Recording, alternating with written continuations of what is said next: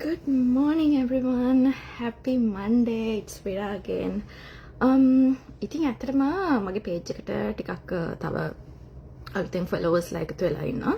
ඒක නිසා මං හිතුවා සමහර අය ඇත්තටම අර හැමදාම වෙන දේ වෙනවා අලුතෙන් follower කෙනෙක් add වුණාට පස්සේ ඒගොල්ලන්ට මං කරන job එක මොකක්ද? එතකොට ඇයි මම මේ side hustle එක පටන් ගත්තේ වගේ මගේ story එක දැනගන්න ඕනේ. ඉතින් මං හිතුවා අද live එකකින් ඒක කියනවා කියලා. එතකොට හැමෝටම බලා ගන්න පුළුවන් නිසා. ඉතින් මම ඇත්තටම ලංකාවේ වැඩ කරන්න පටන් ගත්තේ 2010 ඉඳන්. මම දැන් 2010 ඉඳන් අද වෙනකන් IT field එකේ වැඩ කරනවා. ඉතින් 2014 මම මැරි කරාට පස්සේ මගේ husband UK වල assignment එකක් හම්බුණා. අපි දෙන්නම IT field එකේ එකම company එකේ වැඩ කරේ ලංකාවේ Vergis එකේ. ඉතින් එයාට UK යන්න හම්බුණා. එතකොට මට opportunity එකක් හම්බුනේ නැති නිසා මට වුණා no pay authorized leaves දාලා මම යත් එක ගියා. එතකොට අවුරුදු 1.5ක් විතර යනකම් මට ඇත්තටම ජොබ් එකක් හම්බුනේ නැහැ. මොකද ලොකුම ප්‍රශ්නේ තිබුණේ මම හිටියේ ඩිපෙන්ඩන්ට් වීසා එකේ. එතකොට මාව ඉන්ටර්විව් කරන ගොඩාක් අයට තිබුණ ප්‍රශ්නේ තමයි ඒ දවස්වල ඔයාට අපි ජොබ් එක ඔෆර් කරාට ඔයාගේ හස්බන්ඩ් ගේ අසයින්මන්ට් එක ඉවර වෙච්ච ගමන් ඔයාට යන්න වෙනවා. එතකොට එයාලට ප්‍රශ්නයක් මට long term අඩු ගන්න 3 months 6 months 1 year වත් දෙන්න එයාලට ප්‍රශ්නයක් වුණා මට ජොබ් එක දෙන්න. ඒ ප්‍රශ්නේ නිසා. ඉතින් ඒ කාලේත් අතර මම දැන් 2010 ඉඳන් ඒ කියන්නේ මට අවුරුදු 22 විතර ඉඳන් මම ජොබ් එකක් කරපු කෙනෙක්. එතකොට මට ඉන්කම් එකක් ඕනේ. හස්බන්ඩ් ගේ ඉන්කම් එක මට දුන්නා කියලා ඒකේ කිසිම මම හිතනවා මේක ගොඩක් අයට රිලේට් වෙයි කියලා.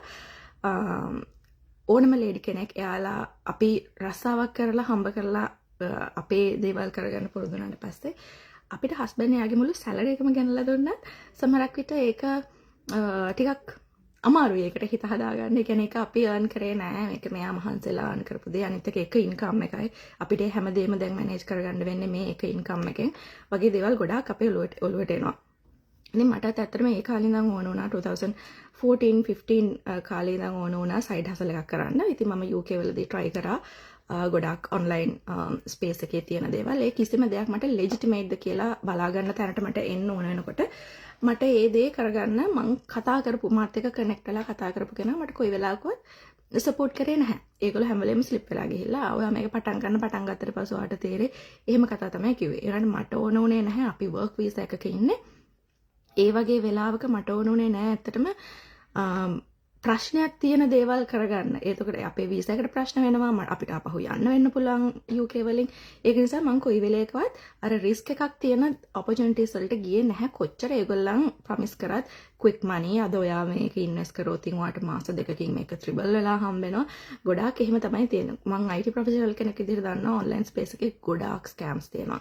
ඕගොල්ලන්ට ඇත්තටම සමහර වෙලාවට filter out කරගන්න අමාරු තරම් scams තියෙනවා. මොකද ඒගොල්ලෝ දැන් දන්නවා ගොඩක් අය මේ legitimacy එක බලනවා මේක taxable ද කියලා බලනවා කියලා ඒකටත් ඒගොල්ලන් scams හදනවා. ඒ කියන්නේ සාමාන්‍ය knowledge එකක් තියෙන මිනිස්සෙක්ට විශ්වාස කරගන්න පුළුවන් විදිහට ඒගොල්ලන් යම් දේවල් බොරු දේවල් හදලා ඕගොල්ලන්ට පෙන්වන්න පුළුවන්. ඉතින් මම ඒ කාලේ පටන් ගත්තේ නෑ. ඊට පස්සේ අපි ලංකාවට ගියා. ඊට පස්සේ අපි සිංගප්පූරු ආවා. සිංගප්පූරු යනකොටත් මට ජොබ් එකක් තිබ්බේ නැහැ. එතකොට මම try කරා සිංගප්පූරු ඉඳගෙනත් ඒත් මට උනේ ඔය වැඩේම තමයි. ඊට පස්සේ අපි ආයේ ලංකාවට ගිහලා තමයි ඕස්ට්‍රේලියාව ආවේ. ඕස්ට්‍රේලියාවට පස්සේ මුල් අවුරුද්දේ විතර මට ජොබ් එකක් තිබ්බේ නැහැ. ඕස්ට්‍රේලියාව වල ඉන්න කට්ටිය දන්නවා ෆස්ට් ජොබ් එක හොයාගන්න හරිම අමාරුයි. මොකද අපි ඕන දෙයකට ඇප්ලයි කරාම ඒගොල්ලෝ අපෙන් අහන්නේ ඔයාට ඕස්ට්‍රේලියන් එක්ස්පීරියන්ස් තියෙනවද? ඒ කියන්නේ ඔයාට මුළු ලෝකෙ වටේම කොච්චර එක්ස්පීරියන්ස් තිබ්බත් වැඩක් නෑ. ඔයාට ඕස්ට්‍රේලියන් එක්ස්පීරියන්ස් තියෙනවද?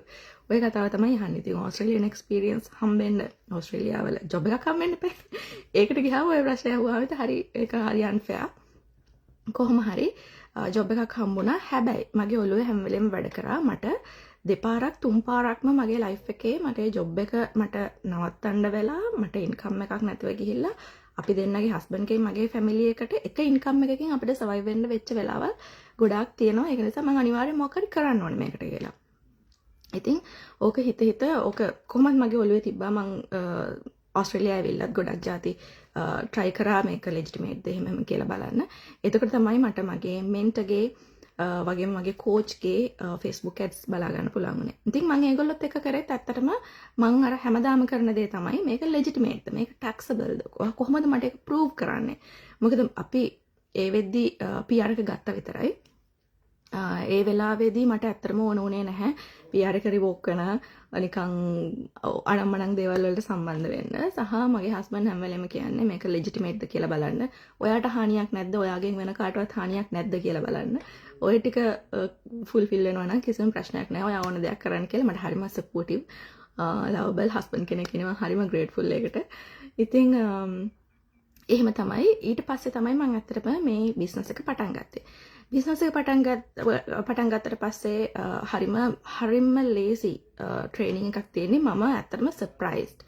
ඒක හරියට අර මට එක්ස්පීරියන්ස් තියෙනවා යූසර් මැනුවල් හදලා. මොකද අපි හදපු සමහර software systems වලට සමහර teams වලට අපිට ඒ system එක deliver කරනකොට යූසර් මැනුවල් හදලා දෙන්න උනා.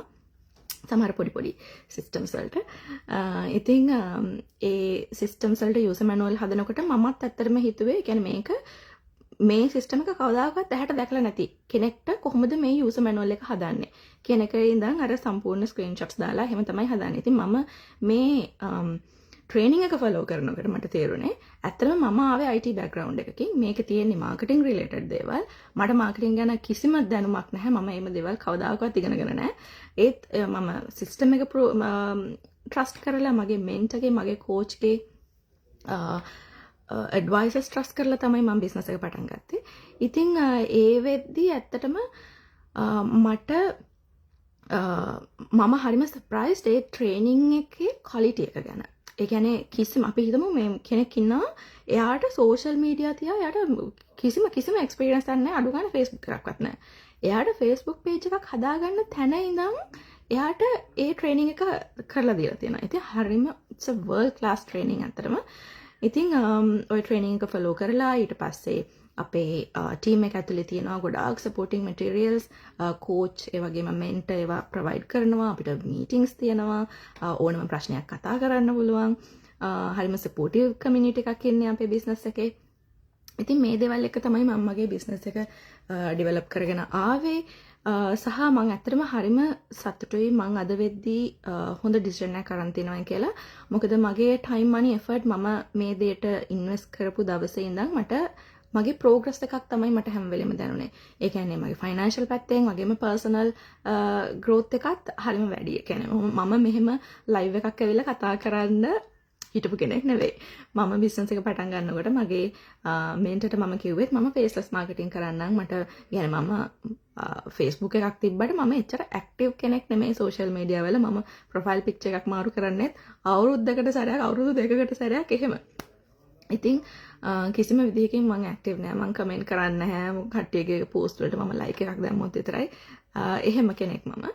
ඉතින් ඇත්තටම හරිම මට පුළුවන් වුණා ටිකක් අවුට් ගෝයින් කැරක්ටර් එකක් වෙන්න. ටිකක් මගේ බිස්නස් එකේ දේවල් වලට ફોකස් කරලා ටිකක් මගේ පර්සනල් ග්‍රෝත් එකත් හදාගන්න මට පුළුවන් වුණා. මම හරිම ග්‍රේට්ෆුල් ඒකට.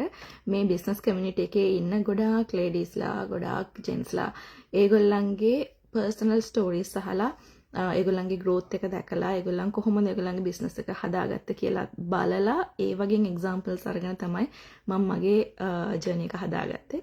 ඉතින් මට කියන්න තියෙන්නේ ඔයා තාමත් hesitate වෙනවා නම් මොනවා හරි reason එකක් හින්දා මම දන්නවා අපි හැමෝටම අනිවාර්යයෙන්ම extra money ඕනේ මේ කාලේ.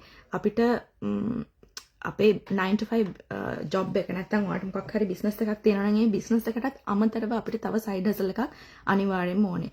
එක income එකක් මත depend වෙනවා කියලා කියන්නේ පුදුමාකාර risk එකක් මේ කාලෙදී.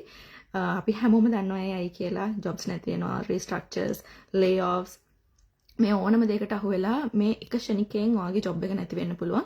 ඒකට අපිට කිසිම control එකක් නැහැ. that's beyond our control.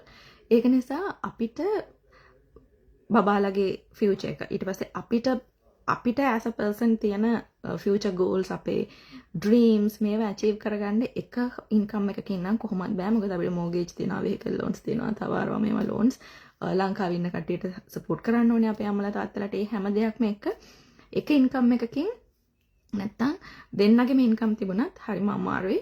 ඒ විදිහට අපේ දැන් ඒ ඉන්කම් වලට අදාළ විදිහට අපේ එක්ස්පෙන්සස් දැන් සෙට් වෙලා නේ තියෙන්නේ. ඒ කියන්නේ අපිට අපේ අනිත් දේවල් අචීව් කරගන්න නම් අනිවාර්යෙන්ම අපිට ඕනේ තව ඉන්කම් එකක්.